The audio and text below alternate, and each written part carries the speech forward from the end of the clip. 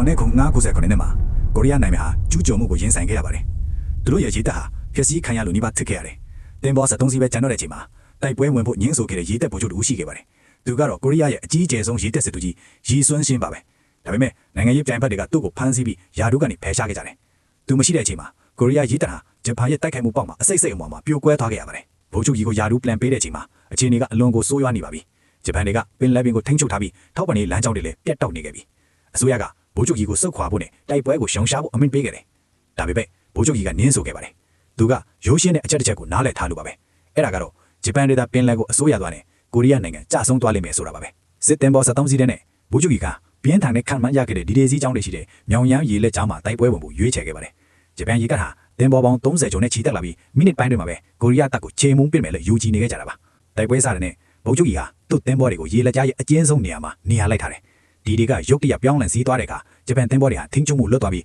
တစည်းနဲ့တစည်းတိုက်မိကစစ်ကြောင်းတွေပြိုကွဲသွားပါတော့တယ်။အဲ့ဒါကဗိုလ်ချုပ်ကြီးရဲ့အခိုက်အတန့်ပါပဲ။ကိုရီးယားအမြောက်တွေကတရက်ဆက်ပစ်ခတ်နေကြပါဗိုလ်ချုပ်ကြီးကရှေ့တန်းကနေဦးဆောင်ပြီးရန်သူတင်ဘောတွေကိုတဆက်စီချေမှုန်းပစ်ခဲ့ပါတယ်။ရေလက်ဆက်ကတော့အံ့ဩစရာပါ။ဂျပန်တင်ဘော30ကျော်ဖျက်ဆီးခံလိုက်ရပြီးကြံတဲ့လူတွေဟာလည်းထိတ်လန့်တကြားဆုတ်ခွာသွားခဲ့ကြပါတယ်။ဗိုလ်ချုပ်ကြီးကတော့သူ့တင်ဘော73စီးတက်ကတစည်းမှမဆုံးရှုံးခဲ့ပါဘူး။ဗိုလ်ချုပ်ကြီးဟာနောက်တနေ့တိုက်ပွဲမှာပဲကြာဆုံးသွားခဲ့ပေမဲ့သူဟာကိုကျိုးကိုမငဲ့တာဝန်သိစိတ်နဲ့တီငိန်နဲ့ရဲစွမ်းတတိရဲ့ပြယုံအဖြစ်ကြံရှိနေခဲ့ပါတယ်။တင်ဘော73စီးနဲ့သူဟာတိုက်ပွဲတစ်ခုကိုပဲအနိုင်ယူခဲ့တာမဟုတ်ပါဘူး။သူဟာနိုင်ငံတစ်ခုလုံးကိုကယ်တင်ခဲ့တာဖြစ်ပါတယ်